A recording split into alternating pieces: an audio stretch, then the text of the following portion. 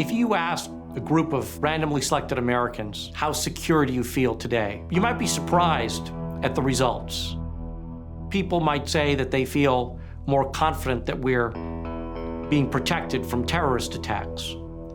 But are their lives as a whole more secure?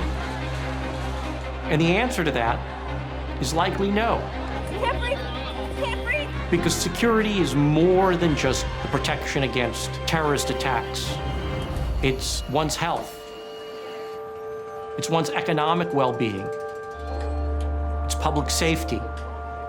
All that comes together in how people view their own security.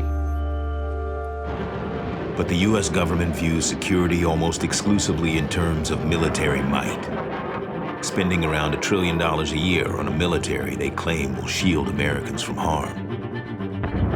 The reality is that even using this narrow interpretation of what it means to be safe, the government is losing the battle. National security at the most basic level is about keeping the American people safe, but the threat to America's national security is greater right now than any other time in our lifetime.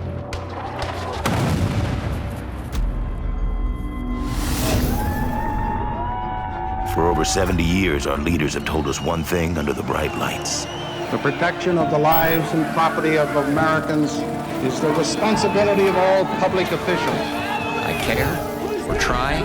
And it is my first duty as president to protect the American people. We have it so well under control.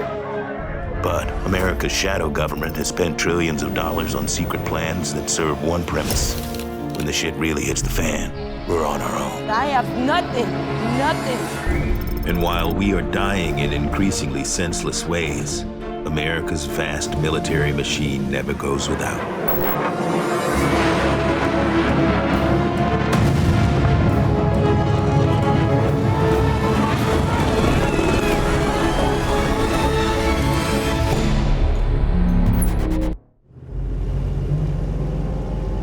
October 2017, Northwest Africa.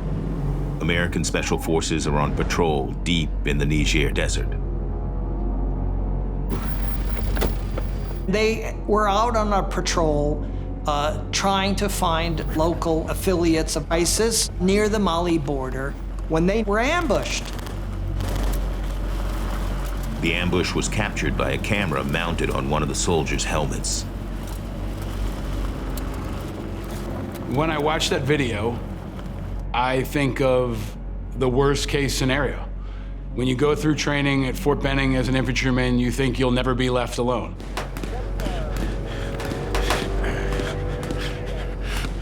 By the time helicopters were able to come in to rescue them, it was too late. We always say, leave no man behind. And that video is American troops left behind, left to die.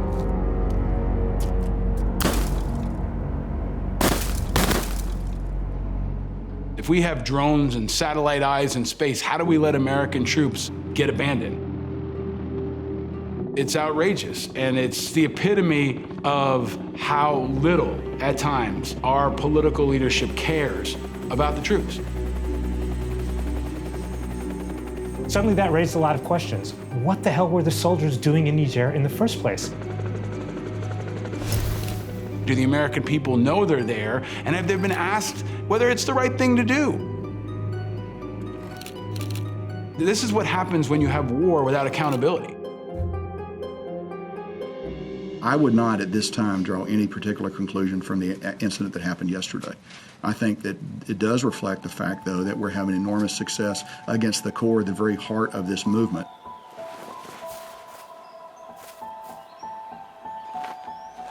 It really is a beautiful case of how the U.S. military really is out there in the world with very little knowledge back in the United States.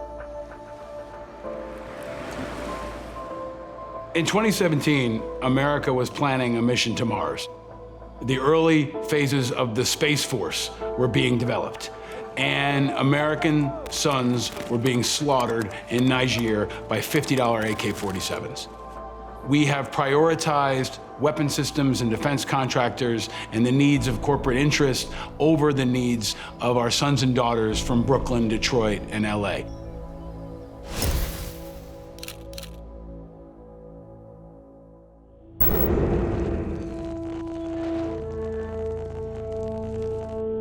Mr. Gorbachev, open this gate.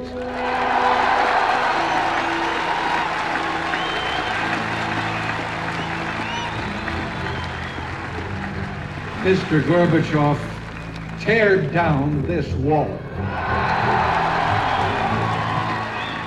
Since the end of the Cold War, the United States has been the world's undisputed superpower. And while it's true that Russia has an equivalent number of nuclear weapons, they have a third world economy. And while it is true that China has a competitive economic strength of the United States, it has a third world military. And though they might be catching up, the truth of the matter is that no country is as powerful as the United States. No country has the capacity to wage war in the way that the United States wages it. And the United States is the sole superpower. But it didn't come cheap. The United States possesses the most powerful military force ever assembled. And with 1.3 million active duty troops, over 1 million reservists, and almost 800,000 full-time civilians, the Department of Defense is the largest employer in the world. To maintain this vast military arsenal, the United States spends more on defense than the combined total of the next 10 countries. A third of all global military spending is done by our government. The military budget is over $700 billion, but if you add in the military work done by the Department of Energy and other parts of the government, generally estimates are that the real spending on military in the US every year is about $1.2 trillion, enormous amounts of money. You might think that the end of the Cold War would lead to, well, a peace, right? The country's been at war for decades. Now it's no longer a war. It can reinvest in welfare, in education, in infrastructure, in foreign aid. There's all kinds of things it can buy with its peace dividend. I remember the early 90s and the hopefulness.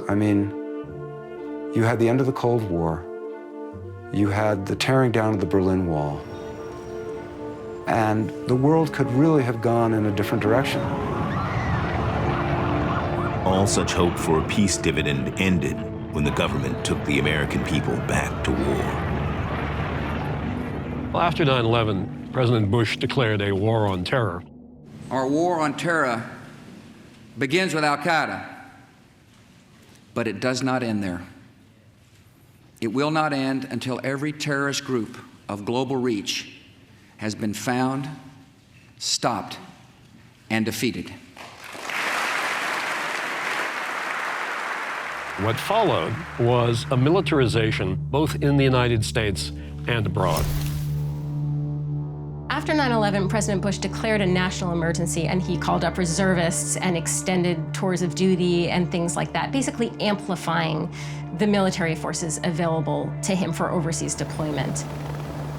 In October 2001, the first salvo in the American war on terror was fired when U.S. forces attacked Afghanistan.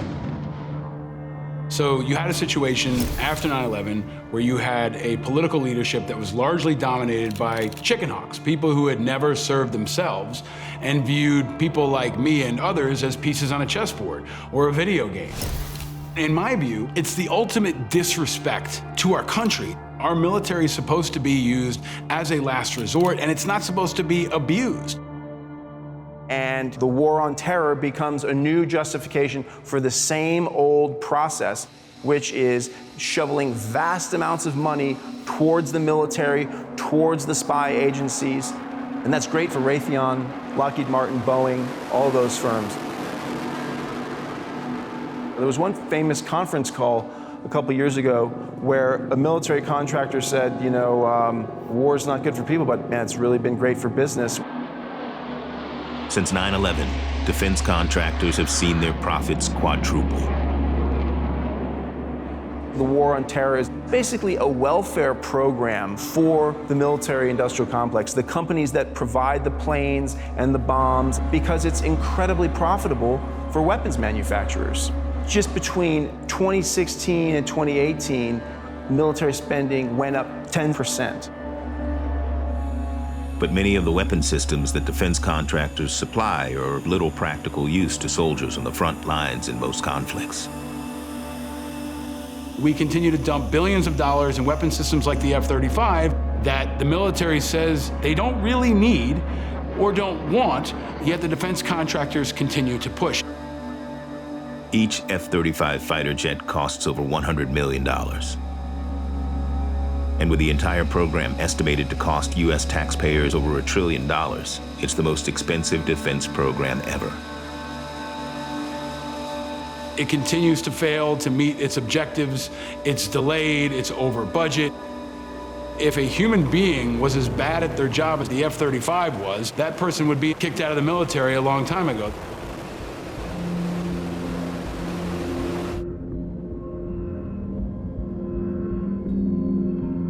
The infrastructure, the education, the healthcare, all of the things that we are failing in, they suddenly become disposable.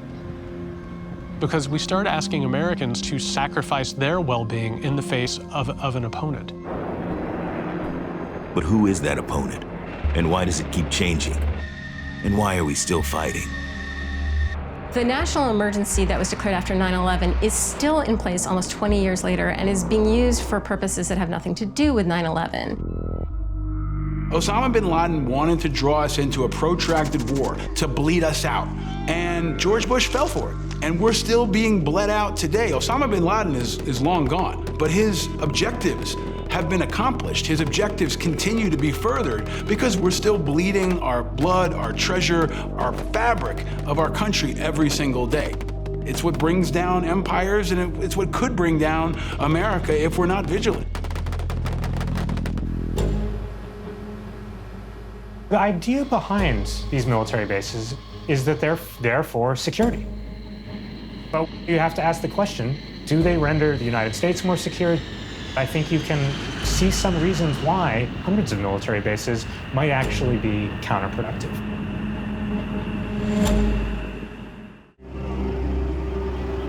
The major set of wars that the United States has been involved in the 21st century are under the rubric of the global war on terrorism. And how did that global war on terrorism start? The start of it, we usually say, is 9/11, when Al-Qaeda flew planes into the World Trade Center and into the Pentagon. Yes, we're aware of the explosion. We heard that it was a plane down. Can you confirm? I'm frustrated with the country as a whole.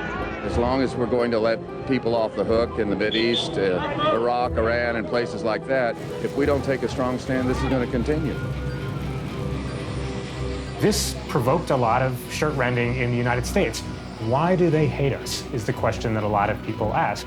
And the answer usually given, including given by President Bush, was they hate our freedoms, they hate our ideology. But that way of narrating it misses something really important, which is Osama bin Laden's reason. Bin Laden's stated goal was clear, and so was his rally cry. He was able to use our presence in the Middle East as a way to motivate people around the world to fight us. It's something that most Americans can't understand. People don't attack us because they hate our freedom. They don't attack us even because they hate our president. They attack us because they think we're wrong and that they're right. They view themselves as freedom fighters against people who are imposing their will over their sacred land and their sacred space.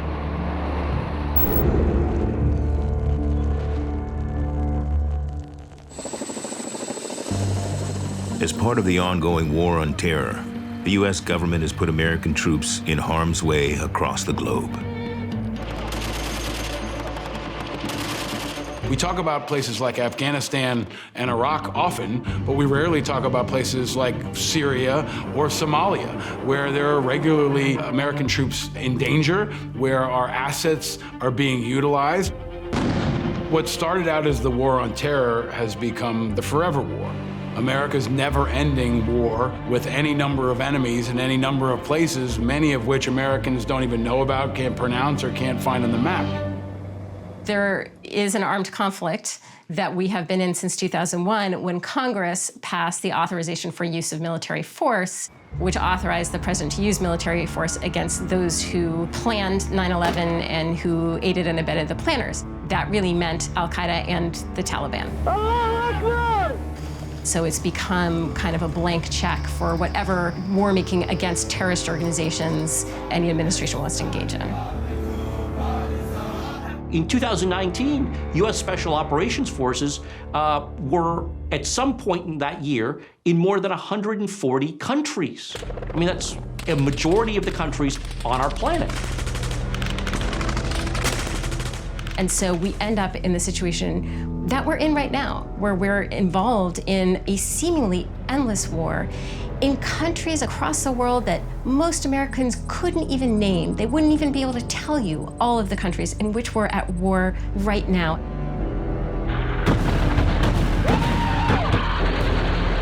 The government's decision to deploy troops is often only revealed by tragedy. When American troops died in Niger, most Americans didn't know we had American troops in Niger. And the degree to which many of the operations that are happening are so secretive that even the American people are not aware who the enemy is that we're fighting. That's really a shocking state of affairs. It's not just a forever war, it's an everywhere war. America is constantly at war everywhere around the globe. The sun never sets on our military operations because we have people in so many places around the world. Key to our government's ability to wage war anywhere in the world at any time is a vast global network of military bases. So the United States has fought the global war on terrorism with military bases. If you add up all the bases, the foreign bases that the United States maintains, we're talking about a number roughly at 750. So all the other countries in the world have roughly 40, and the United States, it's 750. Some bases are so large they resemble mini cities. Those outposts get developed to the point where they feel like, as a lot of people call them, little Americas. You have Starbucks, you have McDonald's, you have Star Trek fan clubs. This network of overseas U.S. military bases dates back to the early days of the Cold War, when the United States was locked in a struggle for global supremacy with the Soviet Union. In 1962, the Cold War almost ended in Armageddon when Soviet nuclear missiles were discovered in Cuba. I don't think the world has ever come closer to nuclear war than it did in the Cuban Missile Crisis. The President of the United States had said he was willing to go to war to get the Soviet nuclear missiles out of Cuba. But the installation of Soviet missiles on the island is only half the story. The part that we leave out is that from Moscow's perspective, the thing started when the United States put missiles in its bases in Turkey, pointed at the Soviet Union. The U.S. had moved nuclear missiles into Turkey a year earlier, allowing America to destroy major Russian cities in minutes. That, from Moscow's perspective, was the provocation and the reason that the Soviets retaliated by putting their missiles in Cuba. As the American people prepared for nuclear war in 1962, they never knew the truth, that their own government's decision to place nukes in Turkey could have killed them. We call it the Cuban Missile Crisis. I think we might as well call it the Turkish Missile Crisis. And while 60 years later these bases are seen as crucial in fighting the war on terror, they have enabled, perhaps even encouraged, our leaders to pursue a more reckless agenda that risks American lives. We have to talk about what these military bases do to policy. If you have 750 foreign military bases spread around the world, military solutions come really easily to hand. Iraq continues to flaunt its hostility toward America and to support terror. The Iraqi regime has plotted to develop anthrax and nerve gas and nuclear weapons for over a decade. It becomes so easy in the United States to slip from this country is doing things that we in Washington don't like to something must be done. States like these and their terrorist allies constitute an axis of evil, arming to threaten the peace of the world. The price of indifference would be catastrophic. Before it was even decided and discovered who had carried out the attacks of September 11th, you had members of the Bush administration who were looking for an opportunity to get within Iraq and exercise regime change from Saddam Hussein.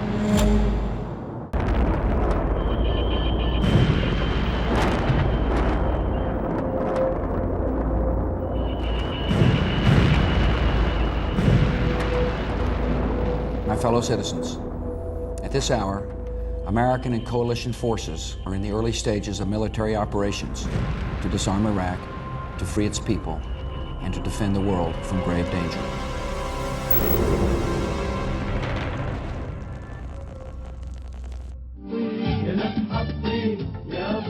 In the months leading up to the invasion of Iraq, the Bush administration had argued Saddam Hussein possessed some of the world's most dangerous weapons, even hinting he had nuclear weapons, posing an existential threat to the United States. Simply stated, there is no doubt that Saddam Hussein now has weapons of mass destruction. The pretext was the potential existence of weapons of mass destruction. In fact, the administration knew full well that there was not any realistic threat that WMDs could be used in any way that would jeopardize the United States. While the American people were being sold a lie, behind the scenes, plans were being made to reshape the balance of power in the region with seemingly little regard for the lives that would be lost. But Iraq was a country that had long been a thorn in the side of the United States. George W. Bush's father had led military hostilities against Saddam Hussein after his army invaded the neighboring country of Kuwait. It is not the United States against Iraq. It is Iraq against the world. Saddam Hussein had invaded Kuwait in August 1990, annexing the country and its vast oil reserves. In response, the United States assembled a massive international coalition to drive Iraqi forces out of Kuwait. But while Saddam's armies were decimated, he remained in power. In the late 1990s, a small group of powerful Washington insiders from a little-known think tank began to call for regime change in Iraq. So the Project for a New American Century is this brainchild of a group who continually call for America to go out and find the next crusade, to find the next big enemy that America can take on and define itself in opposite to. Because of the first Persian Gulf War, you see America understand that Saddam Hussein is an evil figure. They believe that he is the type of enemy that the American people will accept. So during the Clinton administration, this group are constantly lobbying Bill Clinton to fight Iraq. And they keep telling him this is the next big move in order to secure American security and American power. But while the insiders failed to convince Clinton to invade, they found a willing partner in President George W. Bush. Before it was even decided and discovered who had carried out the attacks of September 11th, you had members of the Bush administration who were looking for an opportunity to get within Iraq and exercise regime change from Saddam Hussein.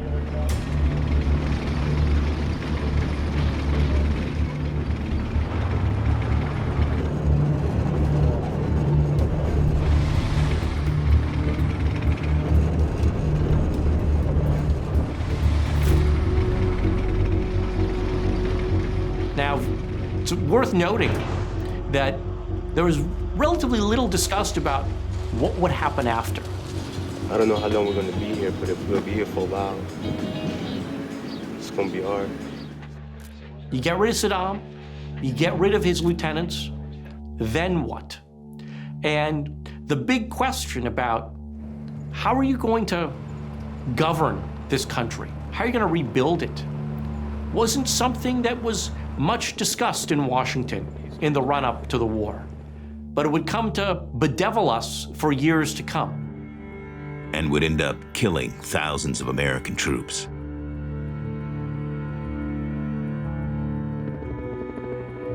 But at first, all seemed to be going well for U.S. forces.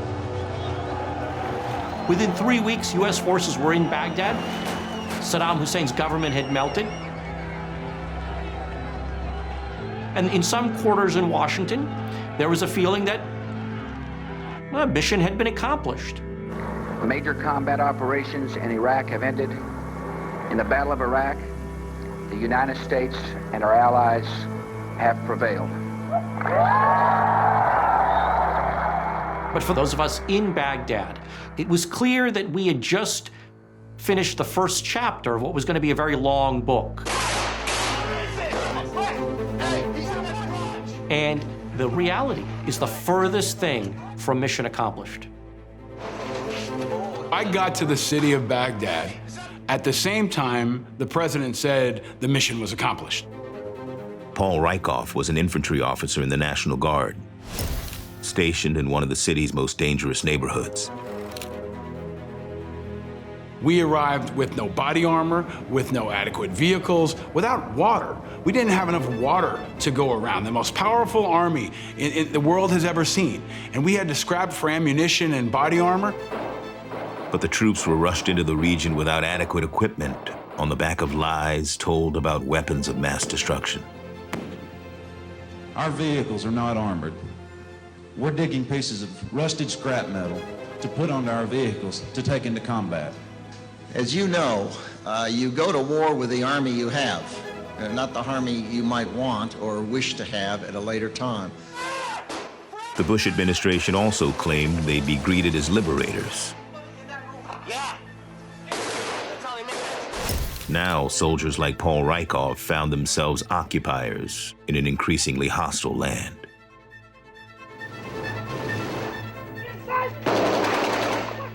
Only someone who's never experienced war thinks that it's quick and easy and simple. War is complicated, war is messy, war is expensive, war is painful. The ones that are fighting truly believe in their cause just as we do. When we were fighting for our independence, we fought like the Indians. The man will fight with whatever he has at hand. علماء وعزة محمد لو نادوا حي على الجهاد لتكون الأعناق تتقطع كما تذبح الغنم. As the insurgency started to pick up in intensity, U.S. forces were totally unprepared. And importantly, they were unprepared in terms of equipment. In many cases, soldiers would drive around in Humvees, in four-wheel drive vehicles that lacked any meaningful protection against small arms fire or roadside bombs. As anarchy and violence quickly consumed Iraq, the political elites found sanctuary in a fortified compound. So while they were in air-conditioned bunkers, we were in the streets bleeding and dying.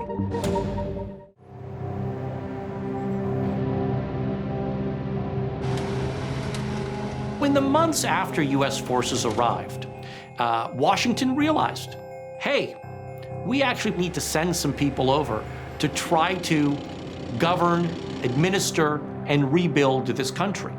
And so the U.S. needed a headquarters in Baghdad. And it turned pretty quickly to the large compound that housed Saddam Hussein's Republican palace, right smack dab in the center of Baghdad. This place soon got a name, in contrast to the red zone, the dangerous Iraq all around it. This area inside was called the green zone.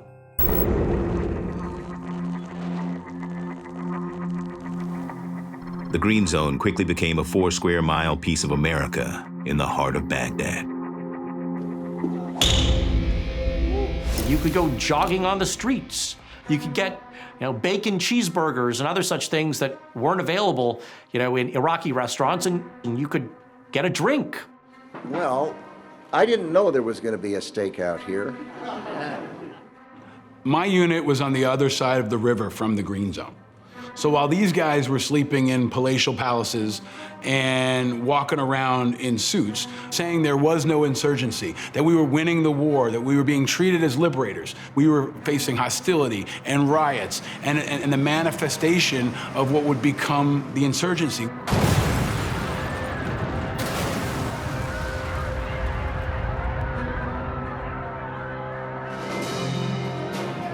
And so the Green Zone was like not only a fantasy, it became part of the problem, that elites could insulate themselves from the destruction that they had wrought, and they could pursue their silly ideas that Iraq was going to quickly turn into a miniature version of America.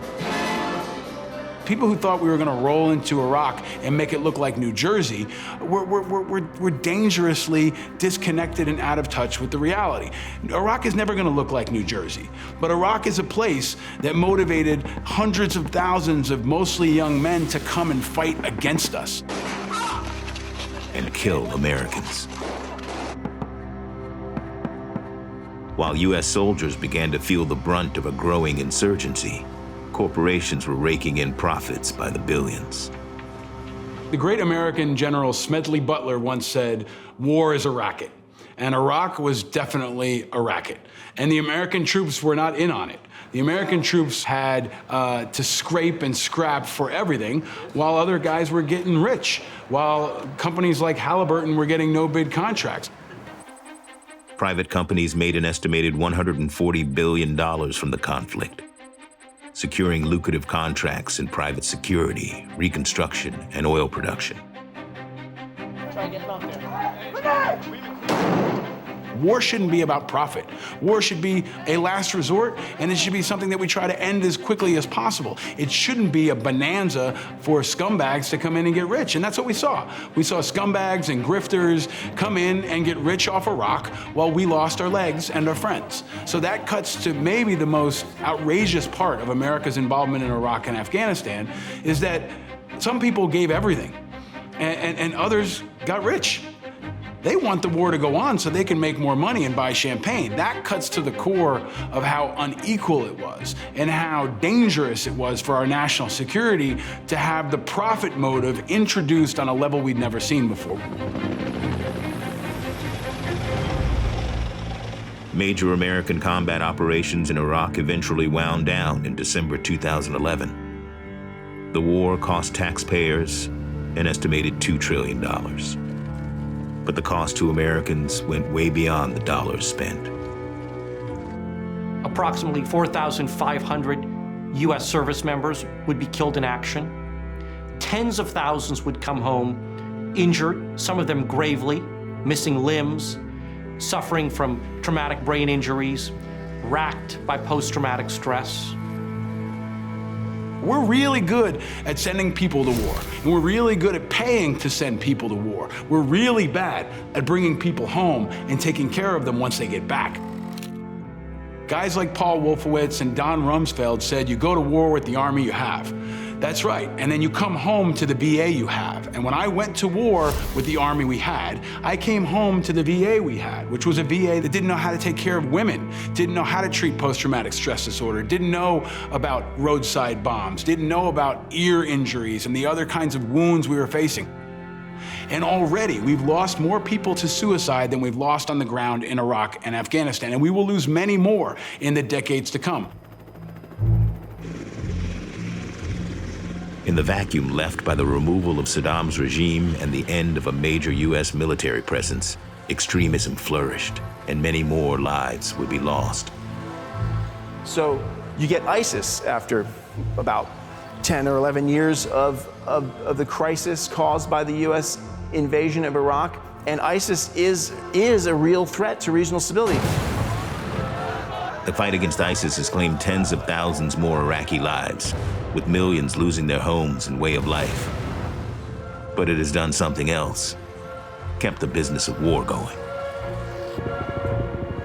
This has been produced by the supposedly the attempt to make the world safe with U.S. military means, but it produces insecurity, and then that insecurity justifies more of the same military intervention and spending.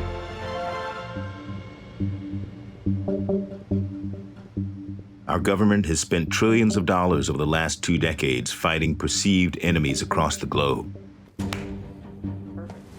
But has it really made us safer? And then once you guys are out, I can take the mask off? Yes. Okay. We've disproportionately allocated our resources, and not just money, but really our attention. And so, for years, preparing for a global pandemic was something that was shockingly under-resourced, not just in terms of money and equipment, but in terms of the time and thinking of senior policymakers. February 29th, 2020. The first confirmed death from COVID-19 is reported in the United States. Unfortunately, one person passed away overnight. On the very same day, over 7,000 miles away, the U.S. government signs a peace deal with the Taliban, highlighting a grim reality. Since American troops were first sent to Afghanistan in 2001, that war has raged on, while problems that threaten the lives of Americans back home have been ignored. So February 2020, there was supposedly a peace agreement signed. But there's been no peace for American soldiers for 19 years. There's been no peace for the Afghans for 19 years. And there's no peace in the region.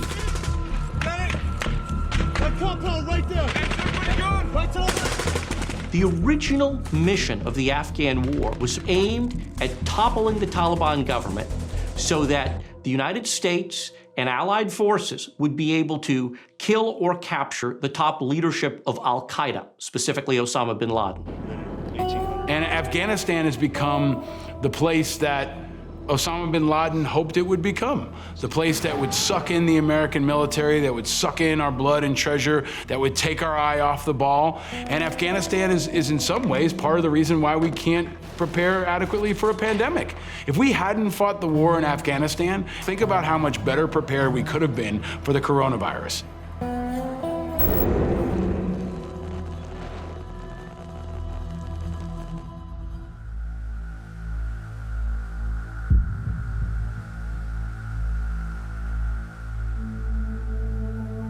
For years, preparing for a global pandemic was something that was shockingly under-resourced, not just in terms of money and equipment, but in terms of the time and thinking of senior policymakers.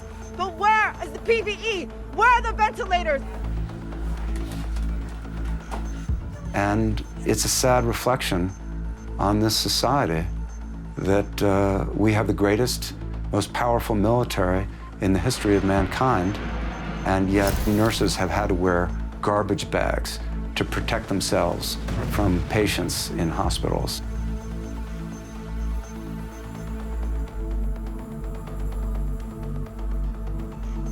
The pandemic is hurting America in ways that Osama bin Laden could have only dreamed of, and, in my view, is the greatest modern threat to our national security we've ever seen. But the pandemic isn't the only threat to national security that the ongoing war in Afghanistan has distracted us from. When you look at the most significant attack that has been perpetrated against Americans in recent years, it was a cyber attack in 2016. Election interference by the Russians. A concerted campaign of misinformation, of disinformation, targeted at American voters. We viewed Russia as a regional power. Very famously, you know, that's what President Obama called Russia, much to Putin's chagrin. We thought that Russia is not a threat to us. Russia's military is not a threat to us. Therefore, there's no way that Russia can undermine the United States. And we were too late to recognize this threat. I think we were distracted by, for instance, the war on terror. We'll never know conclusively whether those attacks resulted in President Trump's election, but it was the most significant attack directed against the United States, and one that we continue to be woefully unprepared to defend. Just recently, Twitter was hacked by a 17-year-old. We're lucky that that hacker just used it to get himself some Bitcoin and not start a nuclear war. I think that we've started to realize that not only can our government not take care of us in a way that we would expect them to, but they can't even carry out the basic necessity of taking care of our national security. Security is about the lives of Americans, and those threats are more than just bombs or hijacked airplanes. It's microscopic virus particles. It's potential cyber attacks. For Americans to feel truly secure, they need not just that sort of physical security. They need to know that they have security when it comes to their health. We may get to the point where more people are killed by COVID in the United States than were killed in the Second World War. We're dying constantly in just really overtly incompetent ways. And I think that it's making it obvious that this government that has completely sold itself on its ability to protect us has failed in every regard. This is what happens when there is a shadow agenda, a shadow America that benefits one group of people at the expense of the greater good. All they need is for you not to pay attention. All they need is for you not to know where America's sons and daughters are dying, or how much money they spend on a weapons system, or where they're deploying troops. They hope you don't pay attention. If you don't pay attention, that's how this happens. That's how billions of dollars are spent. That's how cities are left vulnerable. That's how pandemics spread. And so it's maybe a time for us to rethink about what makes us safe and what really endangers us. We kind of had a phrase decades ago in the prep industry called 72 hours to animal. We don't believe that anymore. We believe it's more like 72 seconds or 72 minutes to animal. Chaos is going to break out within the first hour or hours. Rich people in government, they take care of themselves, but for the middle class and for lower income folks, you're absolutely on your own. Government's number one priority is taking care of themselves. Police number one priority, continuity of government, taking care of the elected officials. Back up!